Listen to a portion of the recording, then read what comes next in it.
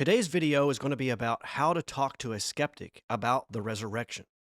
So instead of going through the historical data and talking about the historical evidence for the resurrection, we're going to go at this from a little bit different angle and present a case for a theistic universe that allows for miracles and the resurrection of Jesus.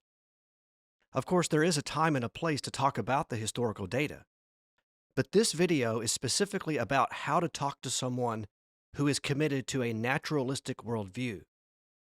One of the tallest hurdles the Christian apologist has to overcome when discussing the resurrection of Christ is the common objection that miracles don't happen in our physical universe. Belief in miracles, especially the miraculous resurrection of Christ, fits nicely in a theistic worldview, but naturalism, which happens to be the prevailing worldview in our postmodern culture, and the most influential philosophy taught on college campuses, it doesn't allow for the miraculous or supernatural. Consequently, naturalism denies the existence of gods, spirits, and anything supernatural, and a bodily resurrection from the dead is impossible. So what we're going to do in this video is move the fight into the worldview arena. You want to attack their worldview, and the goal is to get them to realize that they need to jump over and get on the theistic worldview foundation, where it's stable. Let's get our terms straight and establish why this is important for the layperson sitting in your church. According to Richard Purtle, the system of thought known as metaphysical naturalism holds that there is nothing outside of nature. Everything in our experience can be accounted for by purely natural forces.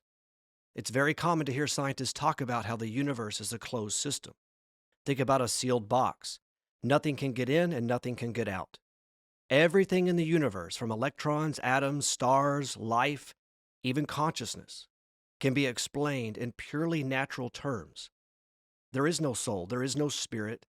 So obviously, naturalists don't believe in miracles, and especially a resurrection from the dead. So it's important as Christians that we understand the worldviews that we are up against. And I have to agree with William Dembski, who said that naturalism is the intellectual pathology of our age. This sickness of the mind is the default position of most philosophers, scientists, and college professors. Remember, culture flows downstream from the universities. So we have quite a task ahead of us as Christian apologists to reach our increasingly skeptical culture. So to show how we live in a universe that makes the resurrection of Jesus perfectly rational, we will show the deficiencies of a naturalistic worldview and why a theistic worldview is better. And to do this, we're going to look at two phenomena that naturalism fails to explain. First, we'll discuss consciousness. What is consciousness? Where does it come from? Can it be explained in purely natural terms? Or is there something more like a soul or spirit? Second, we'll discuss the origin of biological information that gave rise to the first life. You see, evolutionists love to talk about how complex life forms evolved from simpler life forms, but they never ask, where did the first life come from? The origin of consciousness and life are the most difficult for naturalists to explain with the limitations of their worldview. See, we're trying to get them to see that the resurrection is perfectly reasonable. But for it to be reasonable, they have to first believe that we live in a theistic universe. Because in a naturalistic universe, the resurrection of Jesus doesn't make any sense to these people. So let's talk about consciousness. Because the issue hasn't been settled by the hard sciences like physics and chemistry, this has led to different schools of thought on the subject, and they are all competing for territory in the study of consciousness.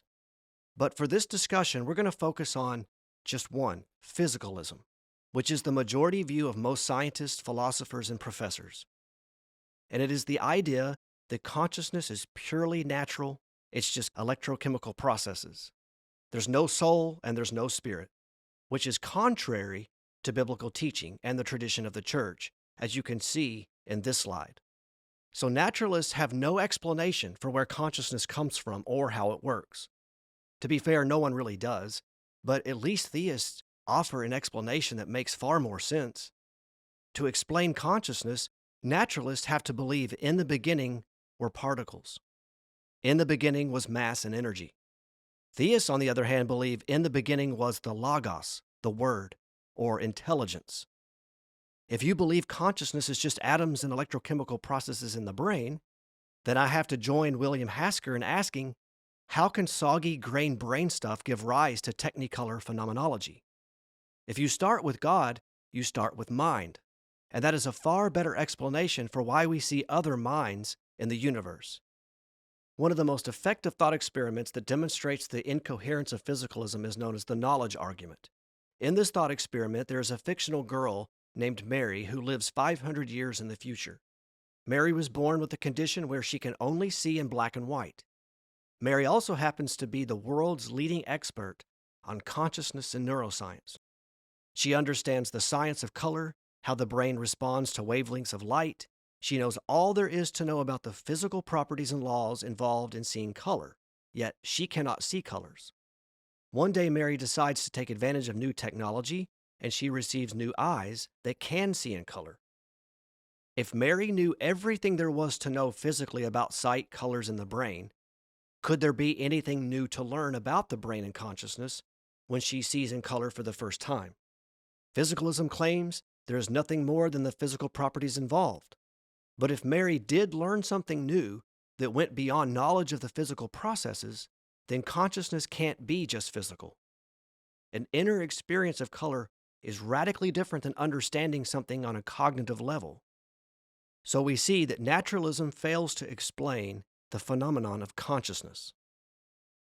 So now we're going to talk about naturalism, how it fails to explain the origin of biological information.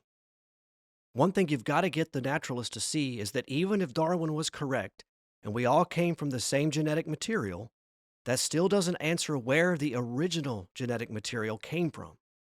Genetic information had to precede the genetic material because it's the information that drives the formation of genetic material in the cell. All biological processes that take place in each of our cells are running on information. And naturalism fails to explain where biological information came from. In a naturalistic framework, amino acids and proteins and replicating cells had to form over billions of years unguided by any intelligence. According to philosopher and scientist Stephen Meyer, there is one chance in 10 to the 125th power that one functioning protein can form at random. If you're a naturalist, you have to believe that cells over time built themselves. Tried a little part here, that didn't work. Well, let me try this part there. No, that doesn't work. And cells are irreducibly complex.